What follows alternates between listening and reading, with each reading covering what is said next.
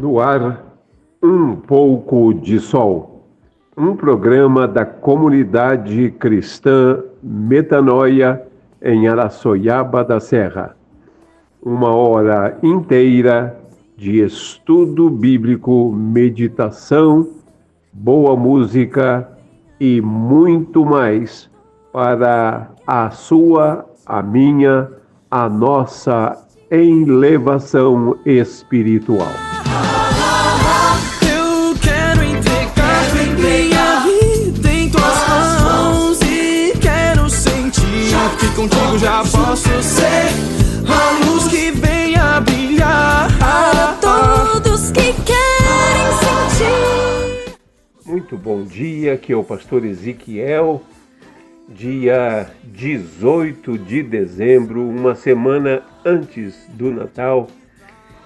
Muito obrigado pela sua audiência e vamos começar o nosso programa Um Pouco de Sol, onde estudamos a Bíblia, a Palavra de Deus, e o nosso coração se coloca nas mãos dele para que ele nos use nesta manhã.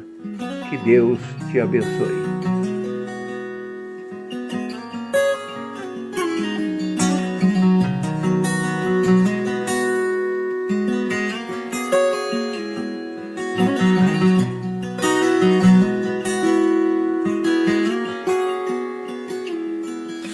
Tua palavra escondi, guardada no meu coração, pra eu não pecar contra ti, Senhor. A tua palavra escondi, nas vestes no sangue lavei, e das tuas águas bebi, pra ser uma oferta agradável a ti. Minha vida a ti consagrei, meus dons e talentos são pra te servir, meus dons preciosos são teus. Não vejo razão da minha vida sem ti. Tu és meu Senhor e meu Deus. Assim como fogo refina o ouro, vem tua obra em mim completar, até que o mundo possa ver tua glória em meu rosto.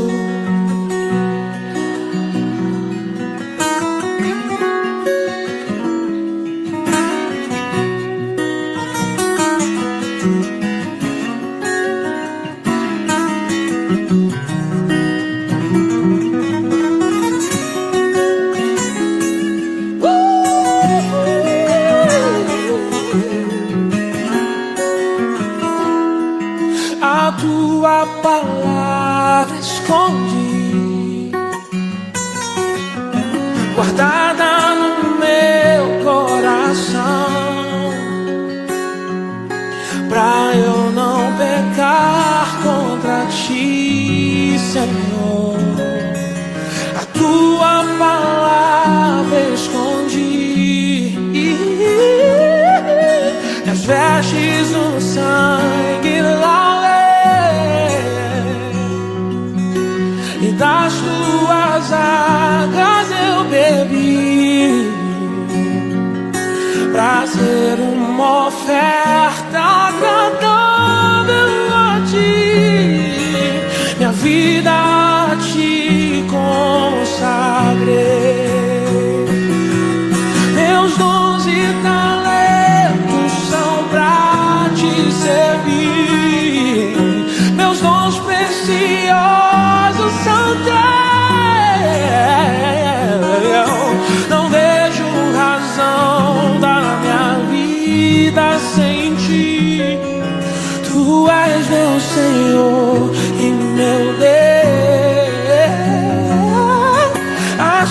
como fogo, refina o ouro.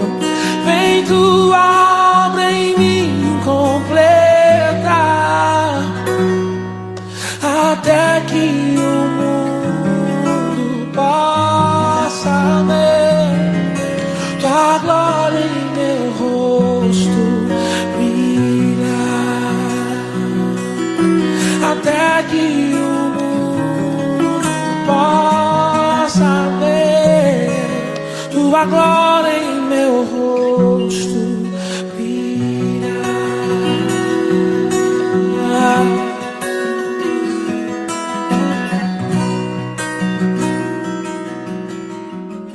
A Bíblia é a palavra de Deus e ela contém a vontade de Deus para a vida diária de todo ser humano. Então pare por alguns instantes aquilo que você está fazendo e vamos juntos meditar naquilo que Deus tem para mim e para você. E que Deus te abençoe. Oh Pai, eu queria tanto ver. Falta exatamente uma semana para o Natal e eu quero pensar com vocês hoje a respeito de obediência, uma questão de obediência. Na semana que vem, se Deus permitir, a gente fala sobre o Natal, tá bom? E eu quero contar rapidamente a história de um personagem da Bíblia que está lá no livro de 2 Reis, capítulo 5. Todo o capítulo conta a história deste personagem, por isso não vou ler todo, apenas fazer um resumo e ler apenas um verso para que a gente medite nele nesta manhã desta semana, ok? Então vamos lá. O personagem é Naamã. Naamã era o chefe, o general em chefe do exército do rei da Síria. Ele era um homem famoso, respeitado, honrado, um vencedor de inúmeras guerras, por isso ele tinha uma posição de destaque. Entretanto, este homem ficou leproso e a sua vida tinha pouco tempo. Só que ele tinha na sua casa, como empregada, uma menina, uma adolescente, que viera de Israel. Ela fora para a Síria levada cativa em uma das incursões de guerra. E essa menina, vendo o sofrimento do seu patrão, do seu chefe, aquele general, ela chega para ele através da esposa e diz que na sua terra, Israel, tinha um homem de Deus que o curaria. Naamã, esse general, comunicou isso ao seu rei e o rei então o recomendou com uma carta. E ele então parte para Israel. E as minúcias da história você pode ler na Bíblia, na sua casa, porque a história é um pouquinho longa, tá? O fato é que esse general foi até a terra daquela menina, Israel, e acabou se encontrando ou indo até a residência, a casa do profeta. O profeta chamava-se Eliseu, e Eliseu, ao invés de recebê-lo com pompa, com trombetas, sequer foi cumprimentá-lo. Apenas mandou um pequeno recado através do seu servo para aquele general, dizendo: general, o profeta disse para o Senhor ir até o rio Jordão e se banhar 7 vezes. E aí o Senhor vai ficar curado. Bem, este é o resumo daquela história.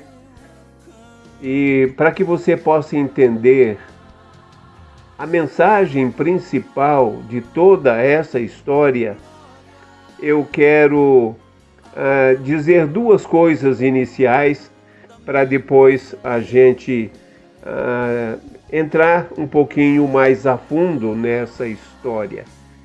Duas coisas ou duas verdades que a história deste homem nos conta ou nos deixa entender. Primeiro, uma fé verdadeira só existe se for fundamentada na obediência a Deus. Uma fé extraordinária tem como fundamento a obediência a Deus. Isso é definitivo, isso é eterno. Jamais Deus vai operar, vai curar, vai transformar alguém se não for por meio da fé pessoal nele, Deus, através de Jesus Cristo. Este é o centro da história de Naamã, que nós vamos vislumbrar daqui a pouco. A segunda coisa que eu quero destacar para a gente começar é: ninguém conseguirá vitória com Deus pelas próprias forças.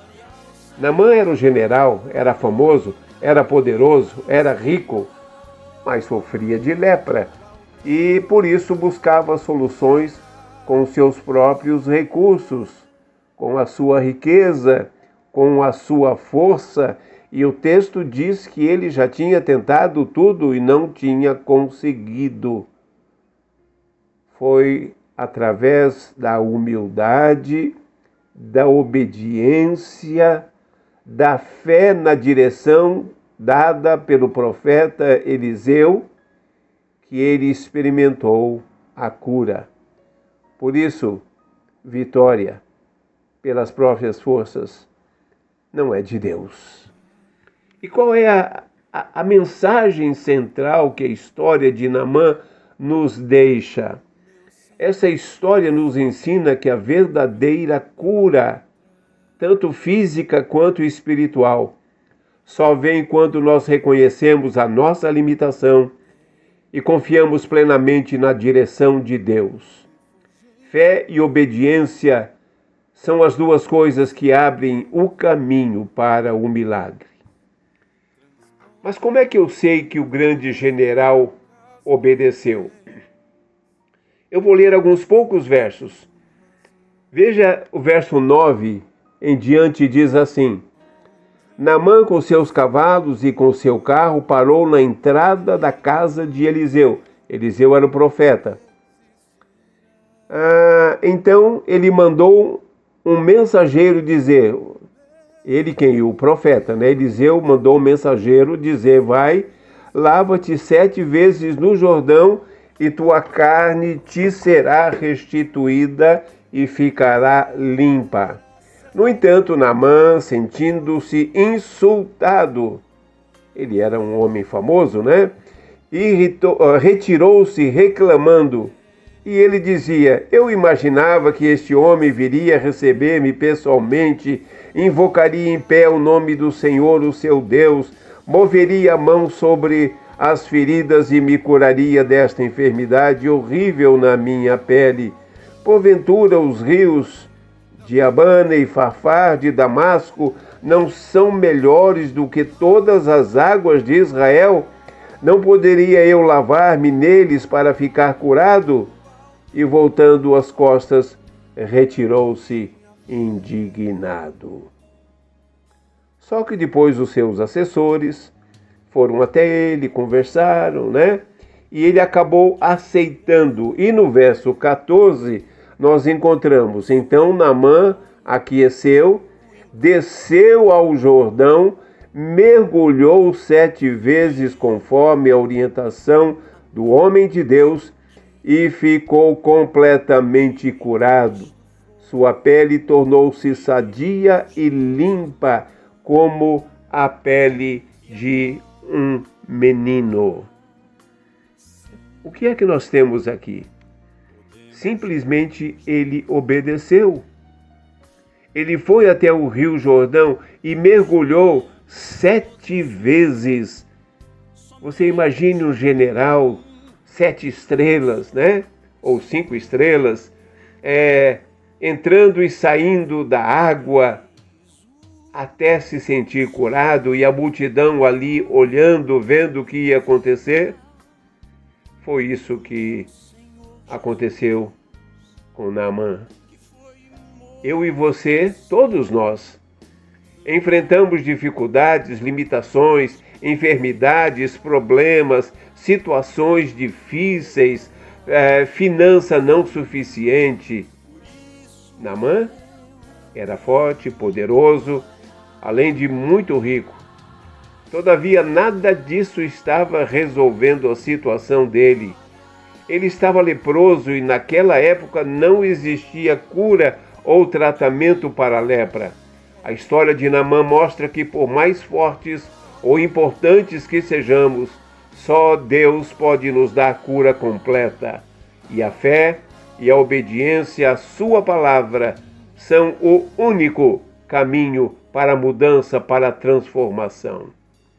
Naamã era comandante do exército da Síria, um homem respeitado, mas que enfrentava a lepra, doença grave e incurável naquela época.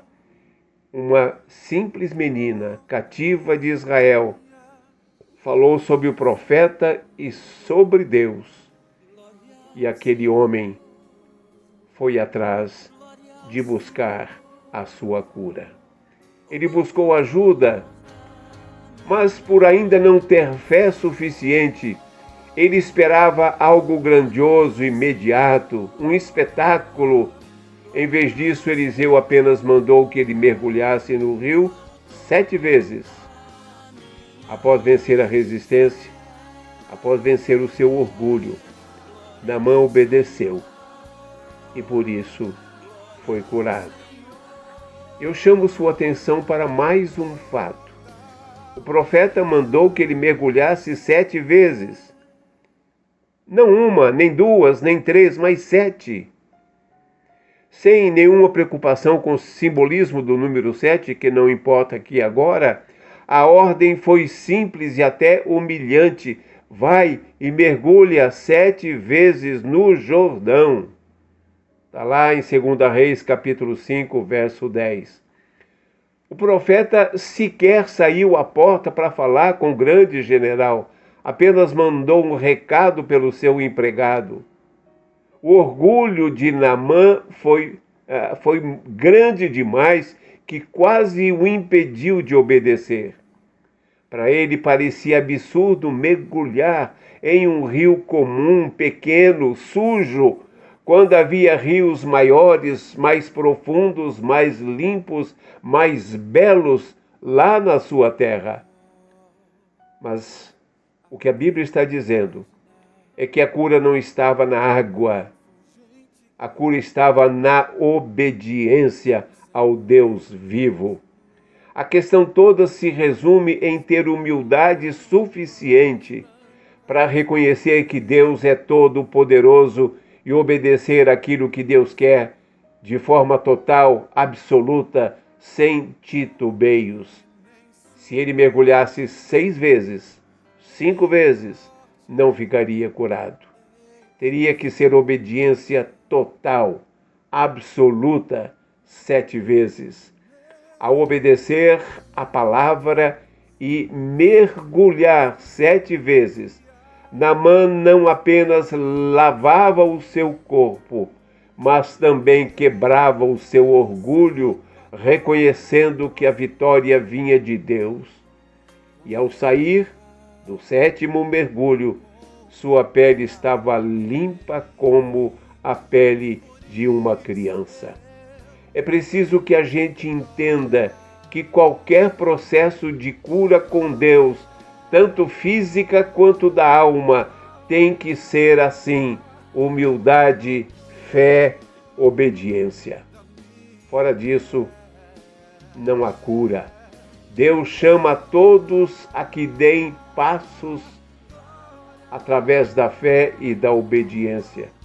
E essas duas coisas, fé e obediência, jamais existirão se a pessoa não tiver a humildade de reconhecer a sua incapacidade e a humildade de reconhecer a Jesus como seu Senhor e Salvador pessoal.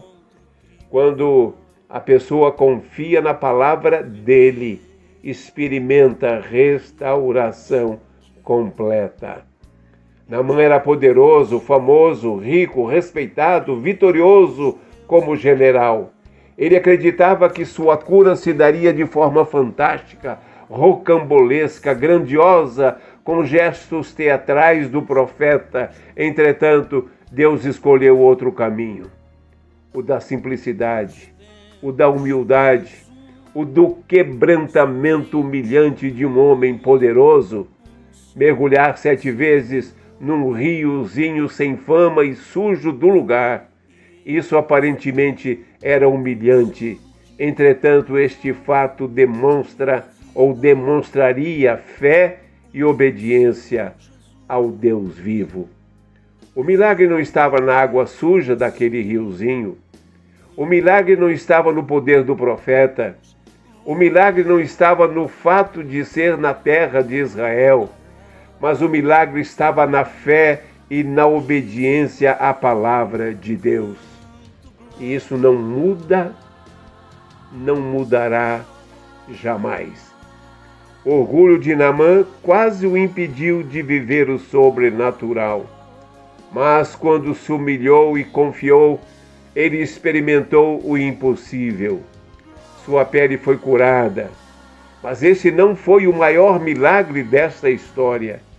O maior milagre aconteceu no coração de Naamã. Você pode ler na história de 2 Reis, capítulo 5, que ele deixou de ser apenas um comandante poderoso e se transformou num adorador de Deus, reconhecendo o Deus de Israel como o único Senhor. Muitas vezes Deus nos pede passos de fé simples, mas é através desses passos que experimentamos cura, restauração e salvação, tanto do corpo quanto da alma. A história do general Naamã, general sírio, nos ensina que a cura verdadeira é a da alma. Ela independe de recursos materiais ou humanos. O milagre verdadeiro é a cura da alma através da fé e da obediência a Deus. Quando o ser humano obedece à palavra de Deus, Deus age, Deus cura, Deus restaura, Deus salva para todo sempre. E eu posso garantir a você que assim como aconteceu com Naamã, todos nós podemos ser purificados por Deus dos nossos pecados, dos nossos erros, das nossas mazelas, nas nossas dificuldades, quando obedecemos por meio da fé em Jesus Cristo. Só assim será possível experimentar a cura da alma, a restauração da esperança e a renovação da vida. Fé e obediência são os únicos ingredientes desejáveis e aceitáveis por Deus. Deus nos convida a confiar nele, a obedecer a ele, mesmo quando o caminho parece simples ou contrário às nossas expectativas. Deus não muda jamais. Ele é o mesmo desde sempre. Ele é o Deus que cura, que transforma a todos aqueles que se aproximam dele pela fé. E eu quero encerrar aqui trazendo 3 lições práticas da cura de Naamã, o general sírio. Primeiro, o poder e o dinheiro não garantem solução. Naamã era rico, famoso, poderoso, mas só quando ele dependeu totalmente de Deus, ele foi curado e ele foi salvo. Então, meu querido ouvinte, reconheça as suas limitações e coloque sua confiança, sua fé somente em Deus e em nada mais. Segunda coisa, a fé e a obediência simples abre o caminho para o milagre. O pedido de Eliseu parecia simples demais. Mergulhar 7 vezes no Jordão. Porém, foi ao obedecer que Naamã experimentou a cura. Portanto, meu querido, obedeça a palavra de Deus, mesmo quando esta não fizer nenhum sentido para você. E em terceiro e último lugar, a verdadeira cura é a espiritual. A gente fica curado de alguma doença aqui, mas um dia ela volta e a gente vai morrer de qualquer jeito. Mais do que curado fisicamente, Naamã reconheceu Deus de Israel como o único Senhor. O milagre o levou a uma transformação espiritual. Isso mostra que Deus deseja restaurar não apenas o corpo, mas também o coração, a vida, a alma. Por isso, busque em Deus não apenas bênçãos materiais, mas principalmente a transformação completa da sua vida, entregando-a nas mãos de Jesus Cristo, aceitando como Senhor e Salvador, porque esta é a mensagem da Bíblia, esta é a mensagem desse texto que nós lemos da vida de Naamã, porque ele foi transformado, tornou-se adorador de Deus, seguidor de Yahvé. Você precisa fazer isso também, para que haja cura, haja transformação e principalmente haja salvação. Vou deixar aqui meu telefone. Você pode anotá-lo, pode colocar aí no seu WhatsApp, entrar em contato comigo, para que eu possa ajudá-lo, possa orar com você, possa abençoá-lo. Tá bom? Que Deus te abençoe. O meu telefone é 15 99134 6370. Que Deus te abençoe.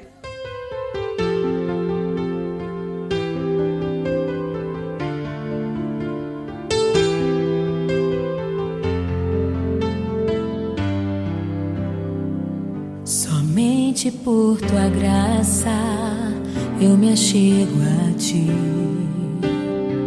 e clamo por teu sangue, purifica-me. Estou humilhado, meu rosto toca ao chão. Meu Senhor, responda-me. Te trago minhas vestes, preciso me lavar.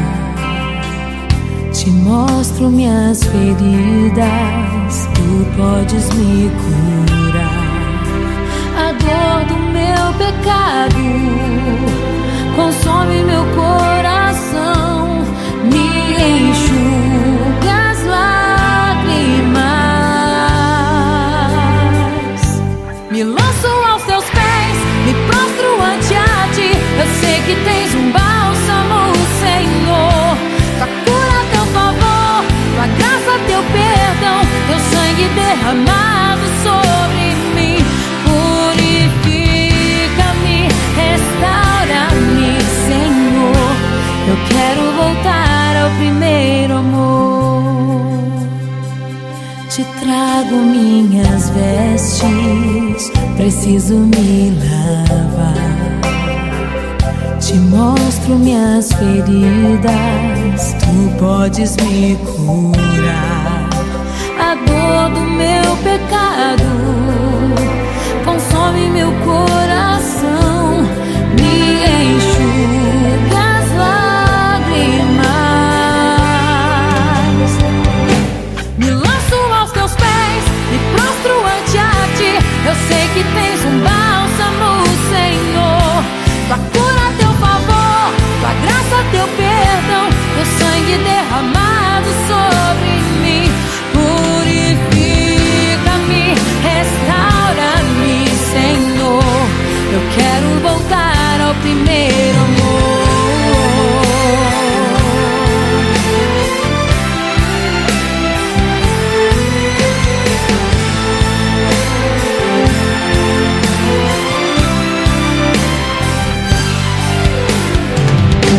Me lanço aos teus pés, me prostro ante a ti. Eu sei que tens um bálsamo, Senhor. Tua cura, teu favor, tua graça, teu perdão, teu sangue derramado sobre mim. Purifica-me, restaura-me, Senhor. Eu quero voltar ao primeiro amor.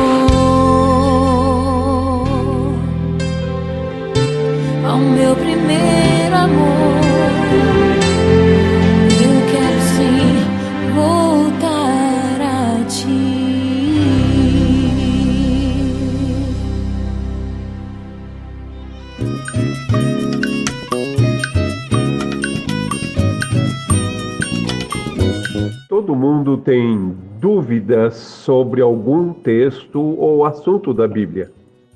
Se você tem alguma dúvida, então, mande aqui para a Capela FM que a gente vai tentar responder. Qual é a pergunta de hoje? A pergunta é... Lá vem, né? Ó, fiquei sabendo que Jesus não nasceu no dia 25 de dezembro. Mas como que eu fiquei sabendo disso? A galera que estuda aí a Bíblia disse isso, mas será que isso é verdade? Eu fui enganada até hoje, é isso? Eu fui enganada? Eu acho que não é questão de ser enganada, é questão de não estudar, né, sobre o assunto. Ah, tá. Então me diga, me ajude. Tá bom, vamos ver. Qual seria a data correta? Se não for 25 de dezembro, qual seria a data correta? Vamos ver. Vamos ver se é possível responder, tá bom? Desenha, tá? Ok. Bem, falta uma semana para o Natal, né? E é natural que nessa época haja muitas curiosidades, muitas perguntas e muita gente querendo saber alguma coisa sobre esta data, porque há muita gente que faz colocações que a gente precisa esclarecer. E uma delas é essa, né? Jesus não nasceu no dia 25 de dezembro. Será isso verdade? Se for verdade, qual seria a data correta, né? Então eu vou aproveitar o dia de hoje e vou dar um pouco das respostas, porque o assunto é longo, e na semana que vem eu aproveito e dou a outra parte, para que a gente não tenha mais dúvidas a respeito disso, tá certo? Então eu vou fazer algumas colocações, eu quero que você preste bastante atenção. Bem, a data exata do nascimento de Jesus Cristo ninguém sabe. Isto é verdade. E ao que tudo indica, jamais será possível determinar com precisão. Afinal, já faz mais de 2000 anos, né? E ainda não se tem uma resposta sobre isso. O que nós sabemos vem de reconstruções históricas, vem de pistas indiretas, tanto nos evangelhos quanto na história. E todas estas pistas apontam para algo muito importante e, na minha visão, definitiva. Jesus não nasceu em 25 de dezembro. Essa data é apenas simbólica, ela não é histórica. Se ninguém sabe a data exata, alguém impôs uma data para que simbolicamente se comemorasse. Nada de errado com relação a isso, né? O importante é que haja uma data que o mundo pare para, pelo menos, tentar entender quem foi Jesus Cristo. Eu quero, então, fazer algumas colocações sobre isso. Primeiro, o que é que dizem os historiadores? Não vou citar nomes aqui para não tornar cansativo, mas a ideia dos historiadores de que Jesus provavelmente nasceu entre março e outubro. E isso não é uma invenção moderna. Ela surge da análise histórica do clima da Judéia, dos costumes dos pastores e de alguns detalhes dos evangelhos. As fontes históricas e também as fontes bíblicas não tratam diretamente desta questão. Entretanto, elas confirmam que a Bíblia não fornece uma data exata e que o nascimento ocorreu no período de um rei chamado Herodes. São pistas. Data não existe na Bíblia. E a partir daí, estudiosos começaram e fazem cruzamentos desses dados históricos e dados teológicos, bíblicos, para que a gente tenha uma janela mais provável para essa data, ok? E quais são os principais fatores que levam a esta conclusão? São 3. Então preste atenção que eu vou colocar aqui os 3 de uma forma assim simples e direta, tá? Primeiro, a Bíblia diz que Jesus nasceu no reinado de Herodes. Jesus, então, se nasceu durante o reinado de Herodes, chamado Herodes o Grande. A história confirma que ele morreu no 4º ano antes de Cristo. Quando eu falo antes de Cristo, ou a história diz antes de Cristo, não significa a data que Jesus nasceu. A gente vai entender isso depois, tá? Então ele teria morrido provavelmente no ano 4 antes de Cristo. Isso vai colocar o nascimento de Cristo de uma forma obrigatória entre os anos 6 e 4. Anos 6 e 4 de quê? Antes de Cristo, porque a história foi dividida em antes e depois de Cristo. Então aqui nós já começamos com uma grande surpresa. Jesus provavelmente nasceu antes de Cristo, por mais redundância que isso possa parecer. Porque há um erro, um hiato no calendário aí, entre 4 e 6 anos na história, isso já comprovado, né?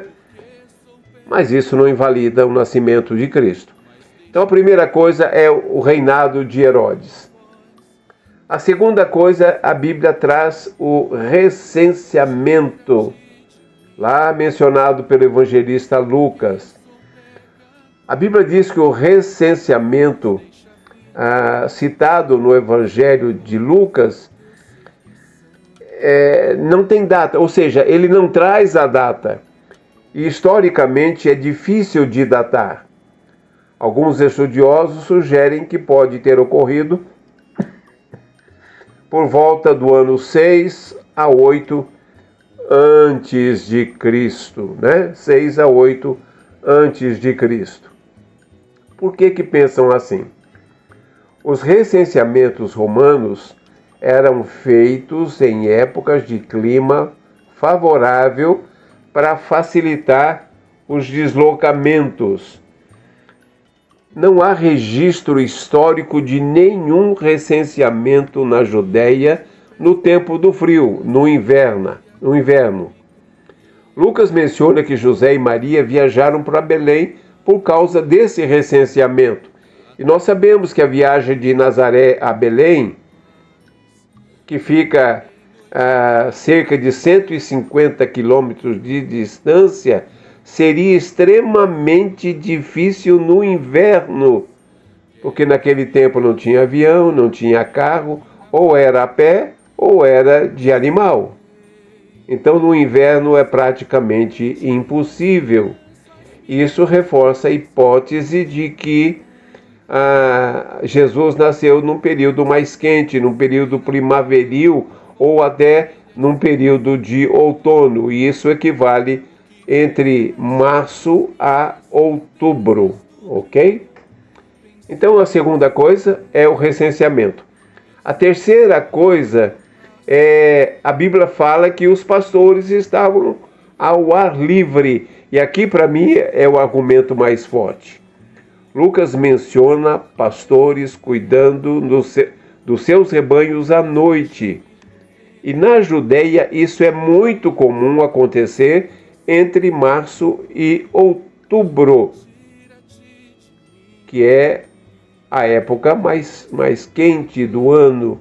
Isso torna dezembro praticamente improvável. Novembro, dezembro, janeiro e fevereiro é época absolutamente fria em Israel. Na Judéia, entre novembro e fevereiro, além de frio, é muito chuvoso. Então os rebanhos costumam ser recolhidos em abrigos. E a prática de vigiar os rebanhos ao relento é típica da primavera e do outono, ou seja, entre março e outubro. Por isso, muitos historiadores situam o nascimento entre março e outubro, quando o clima é mais ameno, quando há pasto suficiente e quando a vigilância noturna é algo comum entre os pastores. Então, a gente já sabe que não é dezembro. A gente não sabe exatamente o mês, se é mais ou menos na época de março, abril, ou um pouco mais para frente, ou podendo ser até setembro, tá? Eu volto a isso daqui a pouquinho. E aqui eu quero trazer, antes de entrar nessa questão que eu acabei de falar, existe também um simbolismo teológico da primavera. Muitos estudiosos, muitos teólogos pensam o seguinte: a primavera no mundo bíblico sempre simbolizou renovação, vida nova, cumprimento de promessa. Então, nada mais natural que o nascimento de Jesus, o Messias esperado, fosse se encaixar bem nesse simbolismo, com Jesus Cristo nascendo na época primaveril. Eu sei que isso não prova nada historicamente nem teologicamente, mas ajuda a explicar porque muitos cristãos, principalmente antigos, prefiram as datas entre março e abril, mas há outros que preferem de setembro, tá? Mais ou menos em setembro. A gente vai falar isso na semana que vem, conforme eu prometi, tá? E aí então talvez você pergunte, mas pastor, por que então 25 de dezembro? Vamos lá. A escolha do dia 25 de dezembro surgiu muitos séculos depois, provavelmente no século IV, provavelmente. Nessa época o cristianismo já estava se consolidando, principalmente no Império Romano, e a data coincide com algumas coisas. Primeiro, eu não vou explicar muito aqui, se você puder, você procura aí no Google, né? Porque o tempo nosso não dá. O que é solstício? A palavra solstício é usada tanto para o inverno quanto para o período mais quente. Mas o solstício de inverno no hemisfério norte é quando a luz volta a crescer, a aparecer com força e o dia fica mais longo. E havia nesta época algumas festividades pagãs que receberam o nome, ou que recebiam o nome de Sol Invictus, que era uma espécie de carnaval. Também havia Carnavalia, né, que acontecia naqueles dias, que era a celebração então do nascimento do sol, porque ele ficava mais tempo brilhando. Então, a igreja, no caso a Igreja Católica, adotou essa data para simbolizar Cristo como a luz do mundo e para cristianizar as festividades populares, pagãs, ímpias da época. Ou seja, foi uma tentativa de tornar as festas pagãs em algo que fosse bom para a humanidade, cristianizando a data, e com isso o dia 25 de dezembro, porque o sol nasce ou fica mais forte, mais presente em mais tempo, mais ou menos por volta do dia 25 de dezembro. 24, 25, 26.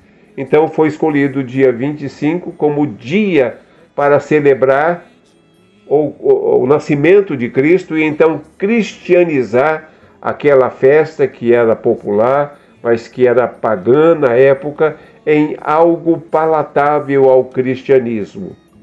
Ainda bem que isso aconteceu, né? E hoje então nós temos dia 25 de dezembro comemorando o nascimento de Jesus Cristo. Então, concluindo, a gente pode dizer sem dúvida que nós não sabemos a data exata do nascimento de Jesus Cristo. 25 de dezembro é uma data apenas simbólica, foi escolhida por motivos teológicos, cristãos, culturais até, mas não é uma data histórica, tá? É simbólica.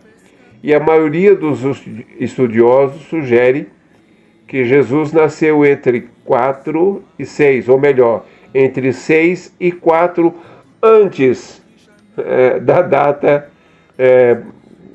conhecida para o nascimento de Jesus Cristo. Provavelmente na primavera ou no outono. E eu disse a você que há duas correntes mais fortes. Uma para março e abril, entre março e abril, e outra para setembro, outubro. E as duas têm razões peculiares, tá? Uma é por causa da questão do nascimento dos anjos, dos pastores no campo, dos anjos cantando, né? E a outra é por causa de uma menção que a Bíblia traz ao turno do pai de João Batista, que sugere, então, ou deixa mais ou menos transparecer que seria a data do nascimento de Jesus, seria no mês de setembro, outubro, por aí, e juntando com o nascimento de João Batista, tá?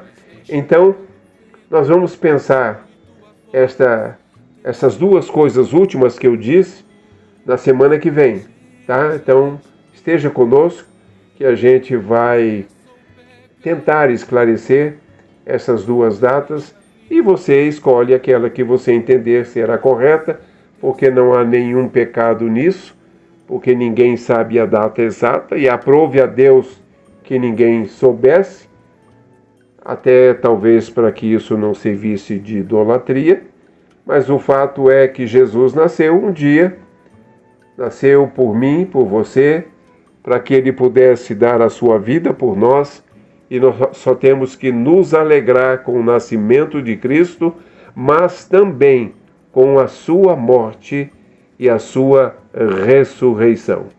Que Deus nos abençoe e que possamos entender que Jesus deve nascer a cada dia na nossa vida e que o Natal deve ser comemorado todos os 365 dias do ano, fazendo com que Jesus renasça de verdade na nossa vida, no nosso comportamento, nas nossas ações.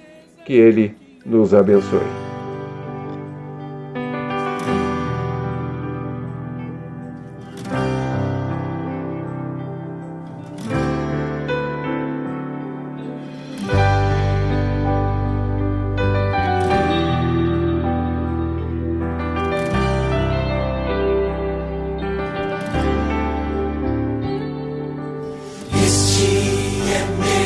Desejo, Senhor, te amar com meu coração, te adorar.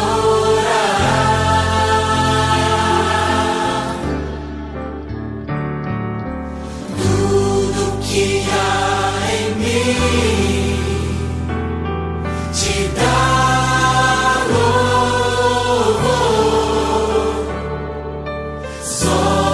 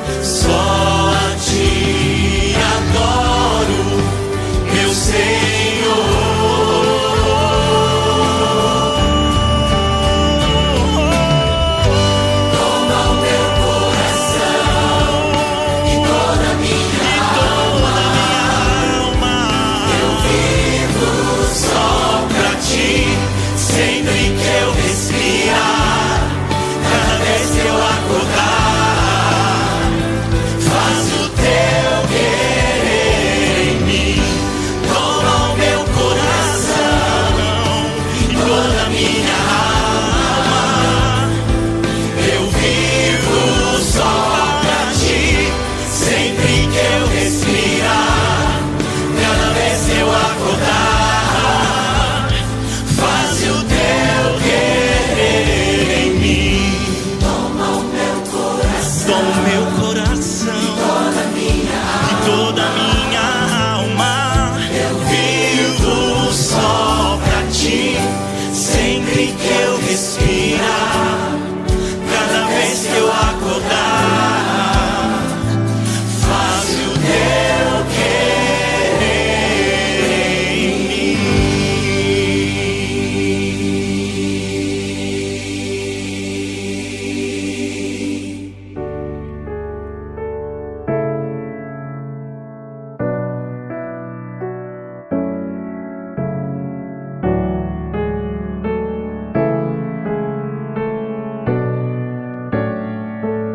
Orar é falar com Deus. Orar é entrar no mais profundo íntimo de Deus. Pare tudo agora naquilo que você está fazendo. Concentre-se e vamos juntos entrar na presença dele em oração. Podes fruir o que estás a pedir quando tudo deixares. Este é o momento de oração. Vamos falar com Deus. Peço que você, se possível, feche seus olhos, se concentre e peça que o Espírito Santo de Deus fale ao seu coração. Vamos orar. Pai querido, Deus Santo, soberano, onipotente, onipresente, onisciente, aquele que criou céus e terra, louvamos-te agradecidos pelo privilégio deste momento, poder entrar na tua presença através da oração. Receba a nossa adoração. Pai querido, quero nesse instante agradecer pela vida de cada ouvinte e suas famílias. Agradecer pela vida do seu Antônio, da Rádio Capela, da família capelense, pedindo, Pai, que a tua misericórdia, a tua bênção atinja cada pessoa que nos ouve, nos prestigia e que entende a necessidade da dependência total de Jesus Cristo na sua vida. Pai, venha de encontro à necessidade física, material, emocional e espiritual de cada ouvinte. Estamos chegando ao final do ano. Dentro de uma semana teremos o Natal, o teu Natal, o dia que simbolicamente comemora a vinda ao mundo do Deus humanizado. Pai, nenhuma bênção foi maior do que essa em todos os tempos. Por isso te adoramos, agradecidos pela salvação em Jesus Cristo. A Ele honra, glória, louvor e adoração. Amém e amém.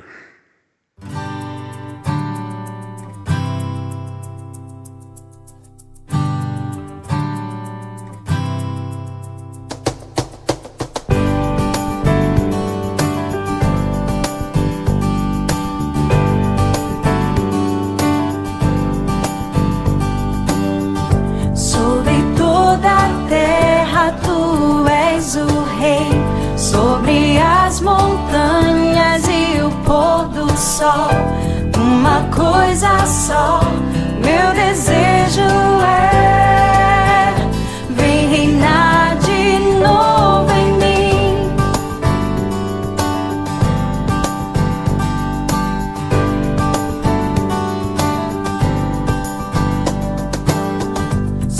Sobre o meu pensar, tudo que eu falar faz-me refletir a beleza que há em ti. Tu és para mim mais que tudo aqui.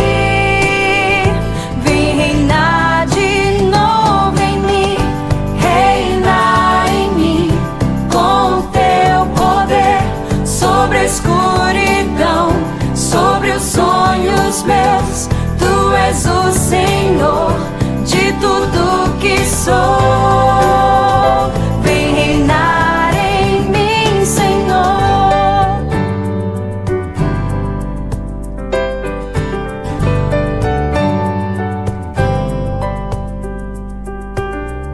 Sobre o meu pensar, tudo que eu falar faz-me refletir a beleza que há em ti. Tu és para mim mais que tudo aqui. Vem reinar de novo em mim, reinar em mim com teu poder sobre a escuridão, sobre os sonhos meus. Tu és o Senhor de tudo que sou.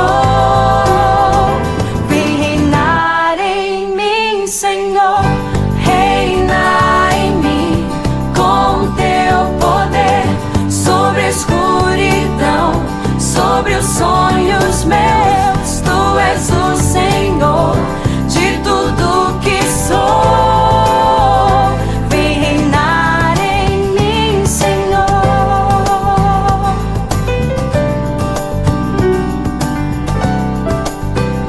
Vem reinar em mim, Senhor.